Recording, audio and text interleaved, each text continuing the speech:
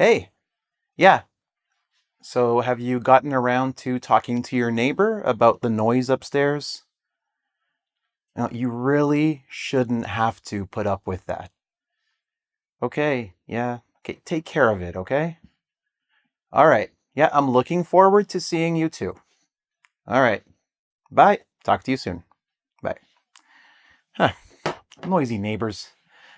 Hey everyone, I'm Alex. Thanks for clicking and welcome to this video on 3-word phrasal verbs. So we are only looking at phrasal verbs with 3 words in them in this video, and we're going to look at 10 of them.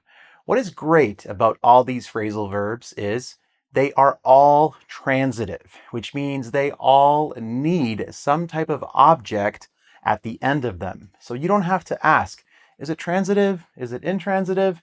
These are all transitive. They all need an object. And if you enjoy learning about phrasal verbs, or if you don't enjoy learning about phrasal verbs, but you want to learn more of them, all of these and more are included in my book, 100 Practical English Phrasal Verbs. So this book has over 900 examples, 20 context-based lessons that increase in difficulty slowly, and a lot of example sentences. So one of the things that students always ask for when they're learning vocabulary is examples, more examples. Alex, I need more examples. So I took that to heart when I wrote this book, and I've given you common sentences and a lot of examples. So for the main meaning of a phrasal verb, you have 4 examples per phrasal verb for the main meaning of it, which is a lot, right? Okay, so check it out at the link attached to this video on my website, EnglishAlex.com. It's 100 practical English phrasal verbs. Check it out. Whew. So let's start with the 10 3-word phrasal verbs in this video. Number 1, come up with something. So if you come up with something, you invent or you create something. This can be a plan, a strategy, an excuse, a story, an idea. For example, we need to come up with a strategy to attract more clients. David is always coming up with excuses. You need to come up with a plan. So to create a plan or to think of a plan, invent a plan. So if you come up with something, you invent it, you create it, you think of it. You need to use your creativity to come up with something. Next, to get along with someone. If you get along with someone or don't get along with someone, well, first, let's do get along with someone. You have a good relationship with them, or you are on friendly terms with them. If you don't get along with someone, you don't have a good relationship with them, you are not on friendly terms with them. For example, do you get along with your brother?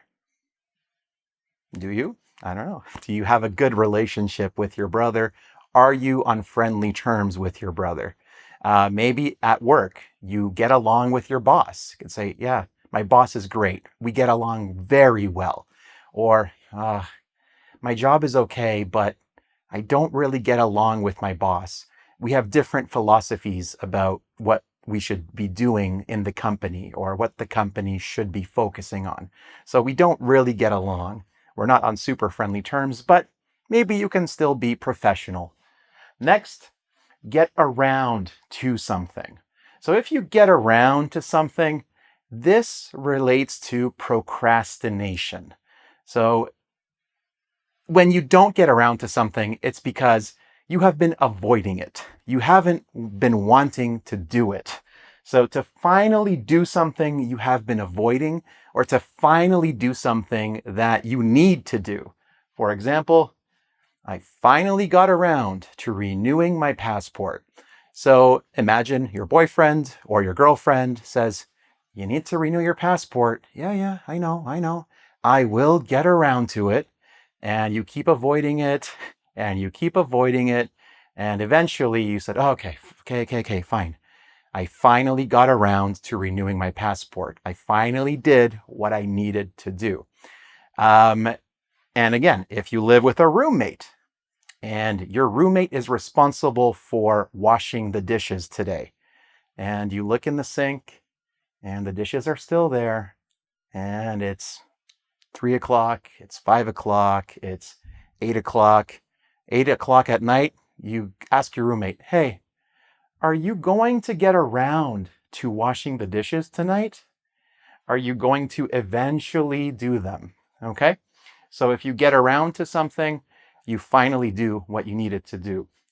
And all of these, by the way, if you follow them with an activity, it must be a verb plus ing. So get around to washing the dishes. Okay. Put up with someone or something. So this means to tolerate someone or something. So it's unpleasant, but you will survive. You have to deal with them because maybe you work with them or something like that. So for example, I have to put up with traffic every day. Imagine that you drive a car to work every day and you have no other choice. That is how you get to work every day. So you know you have to tolerate the traffic, so you have to put up with the traffic. Now, you can also put up with a person. It's like, do you like her? No, I just put up with her. It's a terrible thing to say. Maybe, you have a roommate and you're sharing a space together because it's a really expensive apartment and you needed 2 people. So you can put up with people, meaning that you tolerate them. You don't really like them.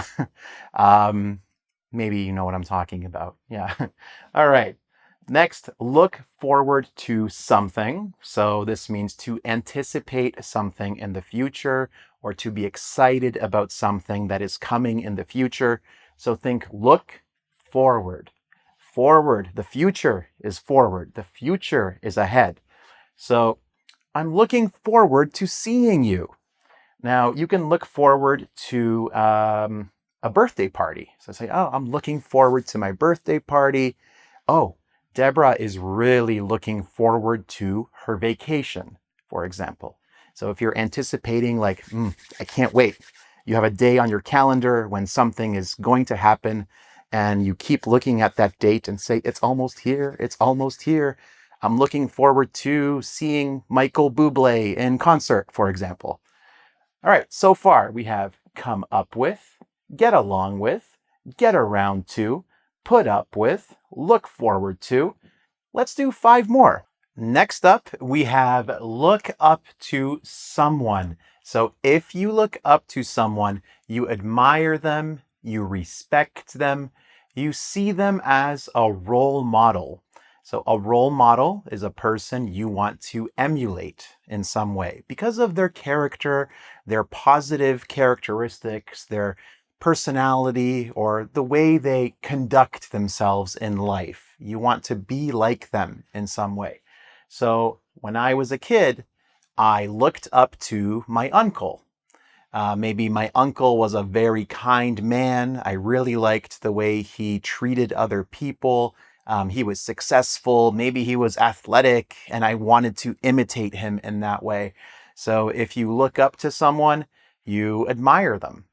You can look up to athletes if you are a young athlete yourself. Many basketball players today probably look up to LeBron James or Steph Curry in the NBA in the United States, for example. So let me ask you, who did you look up to when you were a kid? Next, look down on. So if you look down on someone or something, you feel superior to someone. You feel superior to something. It is lower than you. It's not nice to look down on someone or something. So, like I said, to feel superior to someone and see them as lower than you, or to not respect someone or something. So, for example, you shouldn't look down on other people. Maybe you have a musical taste and you feel your musical taste is the greatest musical taste, and people who don't share the same musical taste are lower than you or less than you, and you look down on them. So when I was a teenager, I was really into heavy metal, actually. Like for a while, for like 3 years, maybe 4 years, Metallica was my favorite band. And if you didn't like Metallica and you liked pop music and you liked the Backstreet Boys and Britney Spears, I looked down on you because I was a teenager, and Britney Spears is awesome, actually. I kind of like her songs now. Same with Backstreet Boys. You are my fire. That's terrible singing, but great song. It's a very good song. Okay. So did you look down on anyone or look down on any type of music when you were younger? You felt superior. Maybe you liked reggaeton, and anybody who didn't like reggaeton, you looked down on them. Okay. Live up to something or someone. So if you live up to something, you meet certain expectations that people have. So you can live up to expectations. You can live up to hype. Hype is like the excitement level for a movie or a new album or a new book. Or to match someone's character or achievements.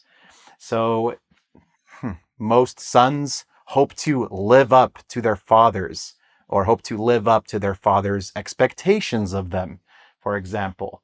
Daughters too, maybe to their mother's expectations or their father's expectations. That movie, it didn't live up to the hype. This means it didn't meet with all of the advertising that said, this is the greatest movie ever. It's incredible. It's going to be amazing. Wow, look at these graphics.